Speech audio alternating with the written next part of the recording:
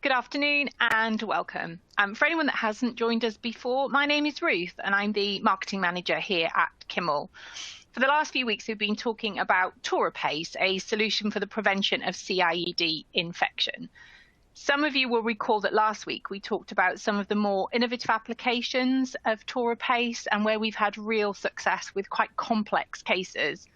Well, today we're going back to basics somewhat, and we'll cover how to effectively use TauroPace with a new CIED implantation.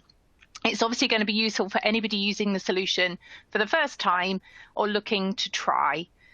Joining me again today is Benito, a consultant cardiologist. We'll be taking questions as normal at the end of the webinar, and you could submit your questions using the box below. So thank you to everybody that's joined today. And Benito, I'm going to hand over to you. Well, thank you, Ruth, for your introduction. Very kind of you. Again, I'm honored to be talking about TauroPace for Kimal. These are my disclosures. So let's get started. This is basically the first picture. We always said the first slide. It's the same always. TauroPace is designed to prevent CIED infection. I'm going to be referring to the scope of the problem, and again, CIED-related surgery procedures or surgical procedure rates are rising, and CIED infection rates are rising disproportionately. I'm referring to literature here. You can see during the observation period, there has been a 100% increase in CIED-related surgical procedures, and this is old data. I suspect there's more now. At the same time, CIED infection rates have been increasing disproportionately. What are the reasons for CIED infection rates rising disproportionately? Well, for one thing, patients are older when they present to us.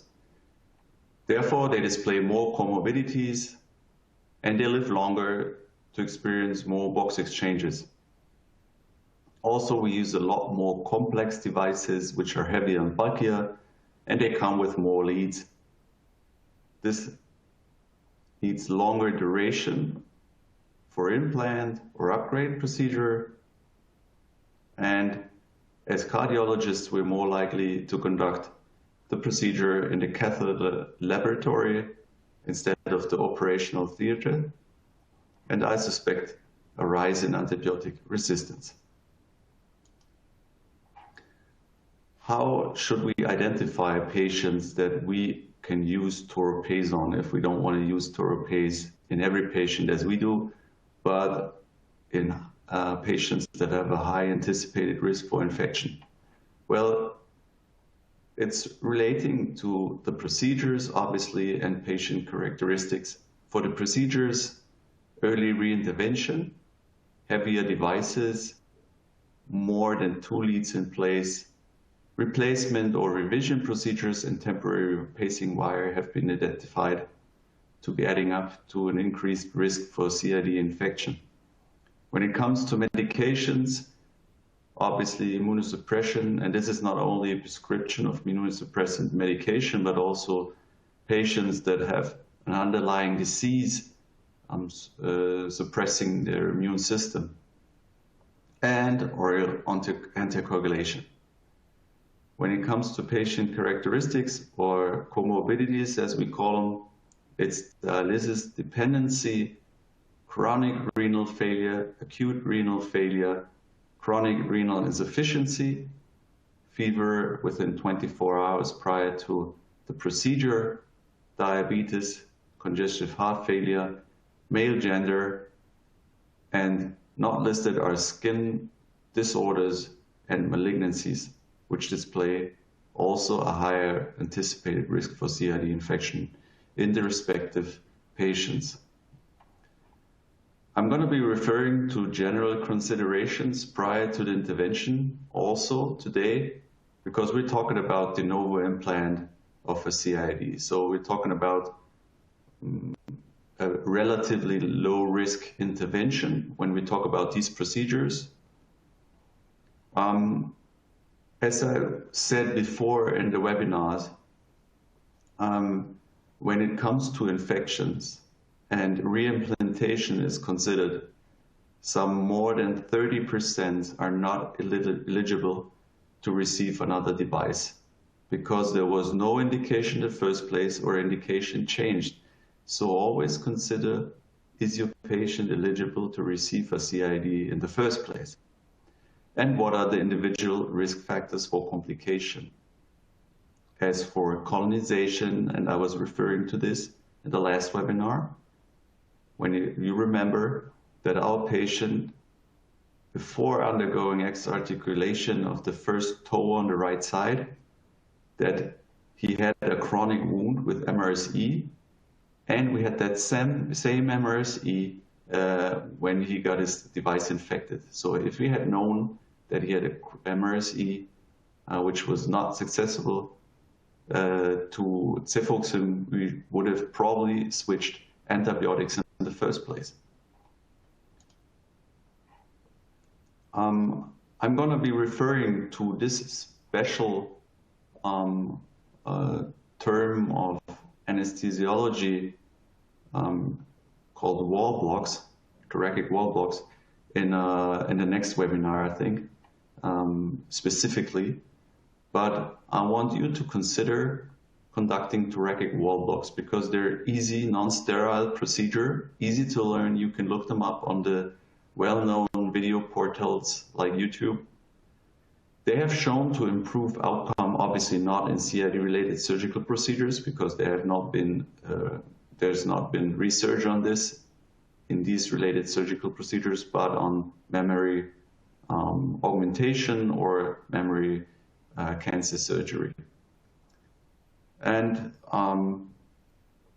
they display a means to easier access to the creation of remote pockets. So whenever you go submuscular, they have the power to stop oscillation when you're splitting the muscle, when you're doing electrocautery in the area of the muscle.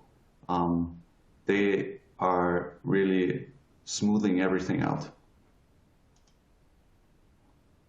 These are the structures we're talking about. So it's these specific nerves that we are blocking. So you can see it's quite these structures that we're looking for during these procedures. And I suspect there's not always an anesthesiologist on all the procedures. At least we never have any anesthesiologists around. So that's the reason for us conducting these kind of wall blocks. And since they're really easy and well conductable, I really want to encourage you to conduct them and learn them if you're not already using them. There's different kinds of wall blocks. The most important ones I'm referring to as for serratus plane block, PEX1, PEX2 block, and intercostal nerve block, ventral and dorsal. Ventral would be more for CIED implants, dorsal if you really want to be conducting CIED with only conscious sedation, for example. But I'm going to be referring to these wall blocks in the next webinars in detail. Regarding the interventionalist, general considerations should be, and this is gleaned from data, obviously not from CIED-related surgical procedures, but general surgical procedures, and this is gleaned from the guidelines. The interventionalist should first wash hands with soap prior to the first intervention. In between interventions should only disinfect. And this is due to the fact that whenever we wash our hands, they're not super dry when we disinfect and then we're washing down or we're diluting the disinfection. Then there's a general recommendation to double glove, to use polypropylene gowns, but there's no data regarding rhythm surgery for all of these. These are gleaned, as I said, from general surgery. Regarding the surgical site preparation, generous skin antisepsis with your preferred antiseptic agent. the data regarding PVP iodine and chlorhexidine is inconsistent in rhythm surgery. In general surgery, there's a trend towards chlorhexidine. However, both can be used. For my part, both skin antisepsis and draping the patient should be conducted by the interventionalist. I think this is important. But again, there's no data on this. Should be looked into it, but I think the interventionalist should conduct this. And this is very different in every other center. Regarding the pocket preparations, general considerations should be that there is no evidence favoring pocket preparation prior to lead implant or vice versa in terms of complications. So this has not been looked into. Whenever you prepare the pocket before the implanting the leads, the pocket remains open longer. Obviously, whenever you should prepare the pocket afterwards, then the leads are sticking out of the patients longer. For subpectoral positioning of the generator box, data shows less complications in terms of general complications like Twiddler syndrome or lead dislocation or also infection. There's no data on vessel for implantation of transvenous lead. This means we have less dislocation, less lead dislocation, less pneumothoraxes in the cephalica. We can't puncture the cephalica though, and it's a smaller vessel, therefore it takes a longer duration in general. When we look at the subclavian vessel, we are more likely to need less fluoroscopy. It's more likely to be a faster intervention, but we have more complications as for lead dislocation and pneumothoraxes. Okay, now about TauroPace. How should we use it during the implant procedure ex novo for any device to prevent contamination of the CIED? Well, first of all, we need to transfer TauroPace to a gallet pod, and this should be containing swabs already. The swabs are used to wipe down the respective CIED component prior to placement. Then swabs could be used to grip onto the respective CIED components whenever handling them. And the liquid TauroPace is used to flush the pocket and the respective CIED components in place, so the surgical site. Starting with the incision, we in general dispose of the first pair of gloves because we conducted draping the patient with these gloves, and we dispose of the scalpel. Then we prepare the structures and conduct meticulous electrocautery. We use traumatic wound retraction because it's a natural barrier between the surgical site and the skin of the patient, similar like an incision drape, which we do not use. There's less electrocautery needed at the adaptation site where you later on conduct your skin suture, and therefore less foreign body. You know, whenever you use electrocautery, it leaves marks, brand marks. So these are to be considered as foreign bodies. Well, then we wipe down the lead to be implanted, and this is not super important since we flush it later on, and the part that is transvenous is cleaned by the blood anyways. So, but still, just for the good conduct, we wipe down the lead.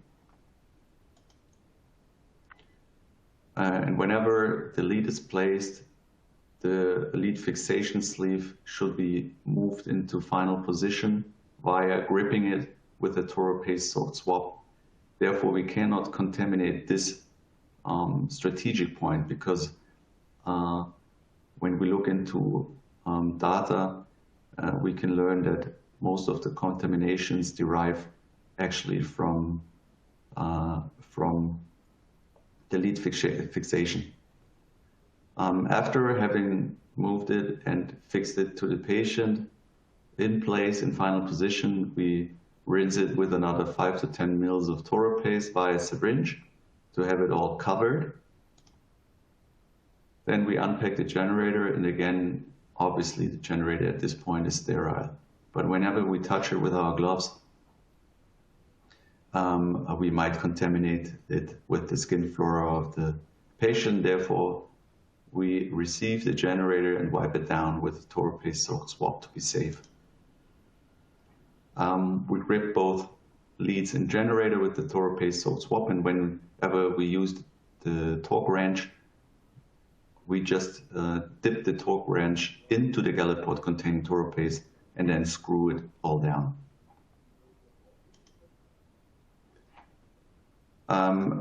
If we were to further prepare the pocket or any other procedure leads to delay, we in general wrap the device and the leads in a TauroPace soaked swab to have it covered and safe against airborne contamination, if at all. In final position, we rinse everything down with TauroPace. We remove excess TauroPace with a soaked swab, so it's a fairly dry soaked swab, TauroPace soaked swab that we pick up all the liquid with, and then we close down. Afterwards, we wipe down with the preferred skin antisepsis, so there's no problem with skin antisepsis from the outside. Whenever you use TauroPace inside the pocket, do not use anything that dilutes it, no saline, no ringer, and no other antiseptic or antibiotic. Use TauroPace inside the pocket and on the CIED only. And then, after having closed the wound and wiped it down with your preferred skin antisepsis, apply the wound dressing.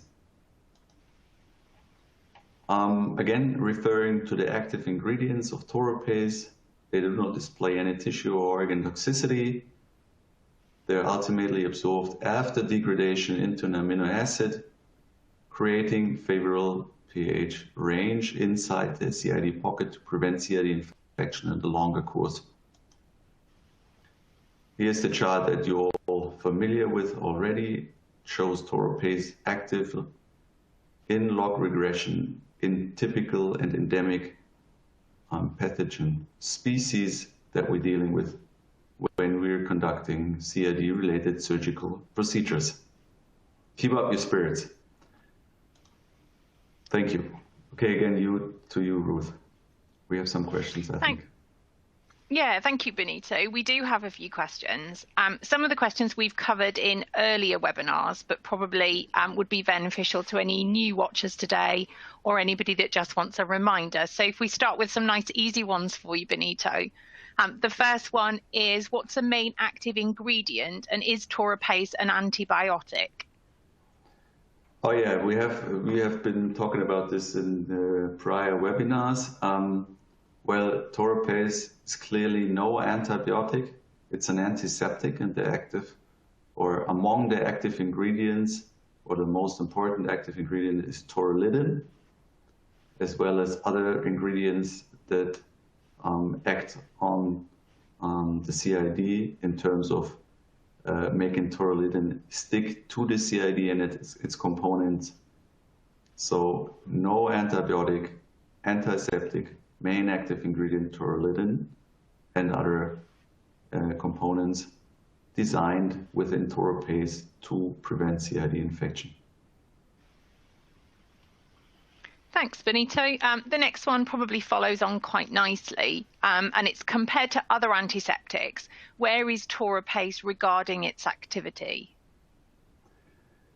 This is a good question. Obviously, TauroPace has not been compared to other antiseptics directly in CIED-related surgical procedures.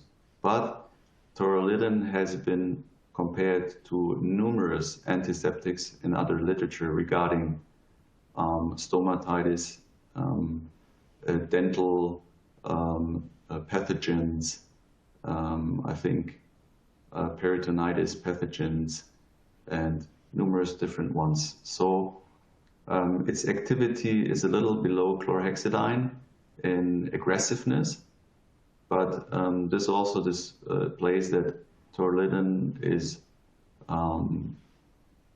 not as aggressive as chlorhexidine towards tissue that it comes in contact with. So this is a huge advantage, I think, because whenever you have very aggressive antiseptics like ethanol or combinations with ethanol, you have the problem that the tissue is inflamed. So you have an inflammation ongoing, and inflammation, as we know, promotes biofilm formation. And we've seen this in literature regarding ethanol in endemic species. So from activity side, it comes as strong as polyhexanide, as strong as chlorhexidine, not as swift and not as aggressive though, and therefore bears advantages when coming into tissue contact. Thank you. This question, again, we have touched on a little bit. You might want to just elaborate a little bit, Benito, because somebody's asked you just to remind them how TauroPace works. Well, if you you have seen the last chart, and the last chart you can see that regarding log regressions, taurolidin and TauroPace itself needs a little bit of time because the distribution of the active ingredients is changed due to a different setting when we're talking about CIED-related surgical procedures.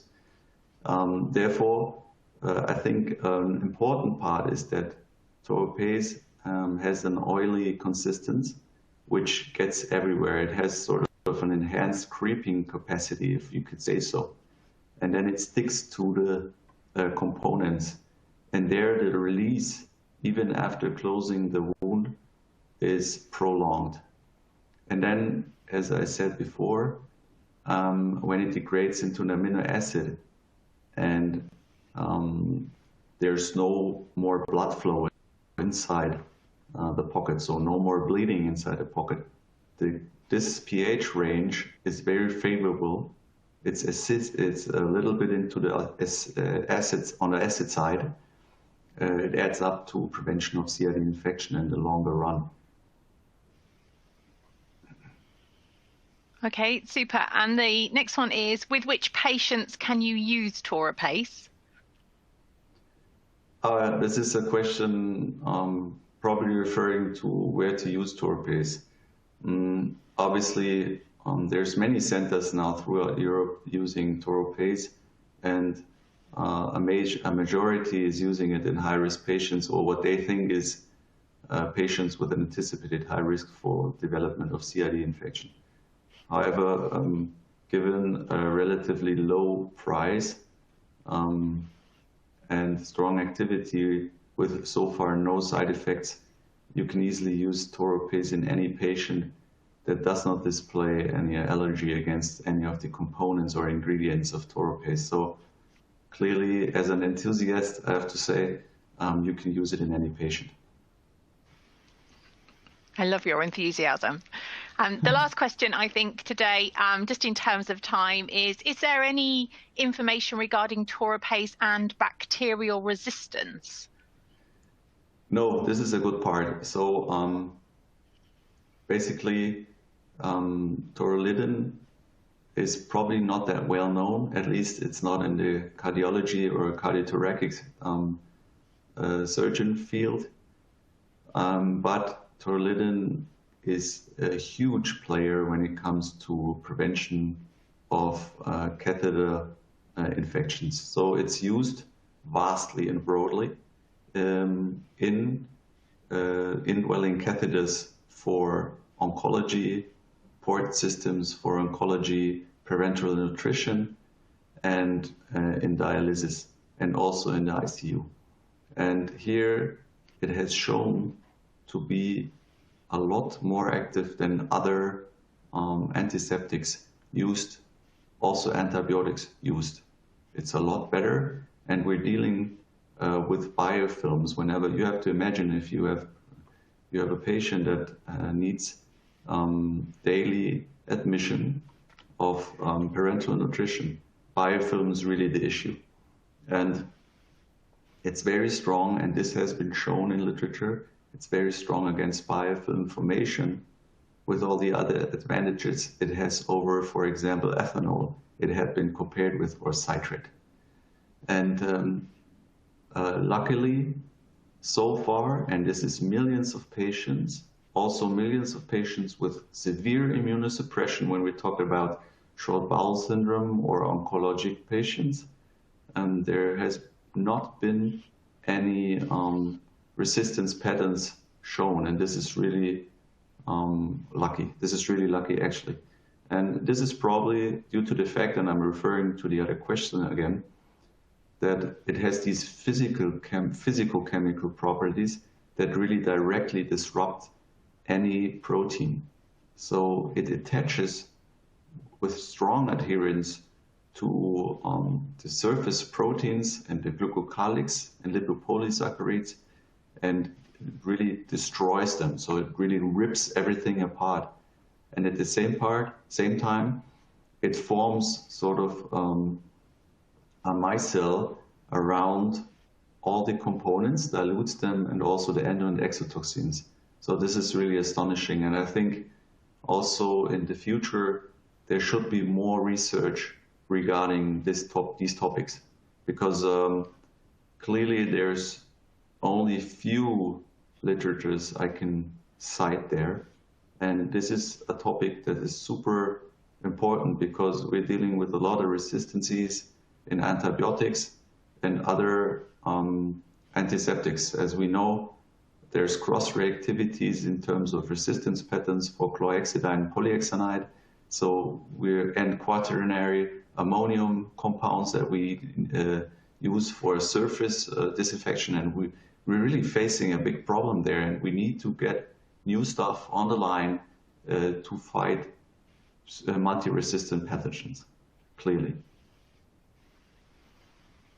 Thanks, Benito. There are a couple of other questions that we haven't got time to answer today. So for those people that have submitted questions, apologies, but Benito or I will respond to you directly after we finish the webinar this afternoon. So thank you. So thank you to everybody that's been watching today. If anybody does want any further information on TauroPace, would like to hear anything further from Benito in terms of the work that he's done, then you can also use the Contact Us box that's on screen now and drop us a note directly. For anybody that would like to continue with this series of webinars and find out a little bit more, the next webinar will be 2 weeks from today, and Benito will be talking about TauroPace with CIED Implantation. So that's 2 weeks from today on the 21st of July. So we look forward to speaking to you then. So again, thank you very much to Benito for joining us again today. Thank you to everybody watching, and goodbye from me. Thank you very much, Ruth, and bye-bye to everybody. Bye. Thanks. Bye-bye.